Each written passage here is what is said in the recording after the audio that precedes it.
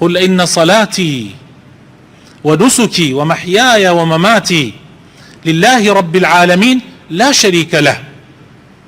بڵێ ئەی پێغەمبەری خوا من نوێژم دروشمەکانی حەج کە لە یەکێ لەو دروشمە پیرۆزانە نوسوک، یەکێک لە نوسوکەکان هەدیە و سەربڕینە، و ژیانم و مردنم هەمووی بۆ خوای پەروەردگارە لا شەریکە لەهو، کە هیچ هاوبەشێکی نییە و کەسیش ناکەمە هاوبەشی خوای پەروەردگار لە پەرستنەکانمە.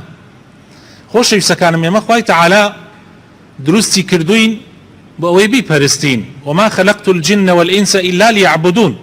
ئیتر هەموو ژیانت لە ڕاستیە تەنانەت شێوازی مردنتیش لە پێناوی چیشا بمری، هەموو ئەمە خۆشەویستەکانم ئەبێ بۆ خوای پەروەردگار بێ، نابێ بۆ هیچ شتێکی تر بێ.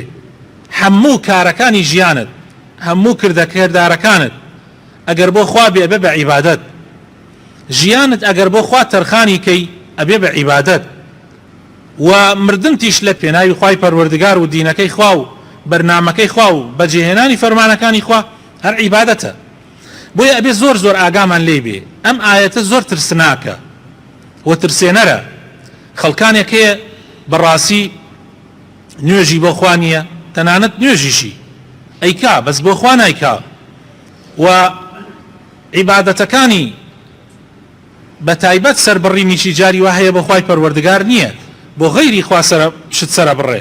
ئەی نابینن کابرایە مەسئولێکە بینێ لە بەردەم سیارەکەی حیوانێ سەرە بڕێ بۆ ڕیا، بۆ ئەوەی مەسئولەکە پلەیەک بەرزی کاتەوە.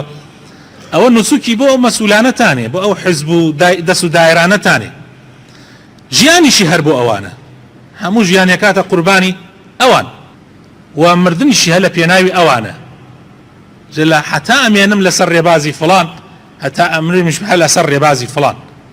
هەر کەسی ڕێبازی خۆی هەیە. بەڵام ئێمەی مسلمان قل إن صلاتي ونسكي ومحياي ومماتي لله رب العالمين لا شريك له وبذلك أمرت وأنا من المسلمين.